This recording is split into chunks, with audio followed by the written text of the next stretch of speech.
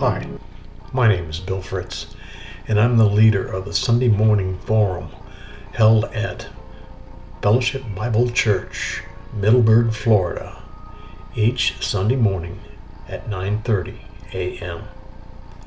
We welcome you to the forum.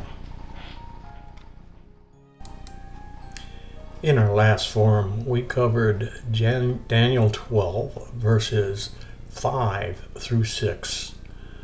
And now we're about to study verse 7. This verse pertains to our time. So we'll take a close look at this verse. But first let me read 5 through 7. Then I, Daniel, looked, and there stood two others, one on this river bank and the other on that river bank. And one said to the man clothed in linen, who was above the waters of the river, how long shall the fulfillment of these wonders be? Now verse 7. Then I heard the man clothed in linen, who was above the waters of the river, when he held his right hand and his left hand to heaven, and swore by him who lives forever, that it shall be for a time, times, and a half time. When the power of the holy people had been completely shattered, all things shall be finished. Verse 7 again. Held up his right hand and his left hand to heaven, and swore by him who lives forever. Now, this is obviously an oath, but what is the significance of holding up both hands? Usually the right hand was held up in affirmation of an appeal to heaven or to attest to his truth, as we see in Deuteronomy 32:40 and Revelation 10:5 and 6. Here, both hands are lifted up for a fuller confirmation. The prediction was emphasized by the solemn oath and by a miracle that accompanied the words.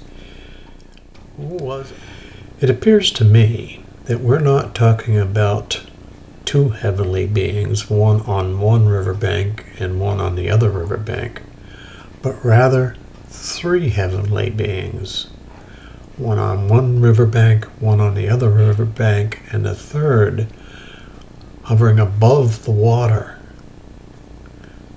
And his description matches this description that we see in the book of Revelation for Jesus. So I've come to the conclusion that we're looking at actually two angels, one on one riverbank, one on the other riverbank, and Jesus in the middle. Let's look at the phrases a time, times, and a half time. In Hebrew, the word time is moed, which means a set time or an assigned time. A set time established in Ezekiel 4:6, which I will read. And when thou hast accomplished them, lie again on thy right side, and thou shalt bear the iniquity of the house of Judah 40 days. I have appointed thee each day for a year. In the New King James Version, which I have been reading from, the word shattered is used. I was really confused about this, so I went to the King James Version and found that instead of shattered, the word was scattered, which is a much better translation in my opinion. And we know that this came true because Israel was scattered, or Israelites, I should say, were scattered throughout the entire world. The last segment of verse 7 deals with the power of Israel. It's not really clear at this point in time what kind of power they're talking about. Is it military might? Is it economic?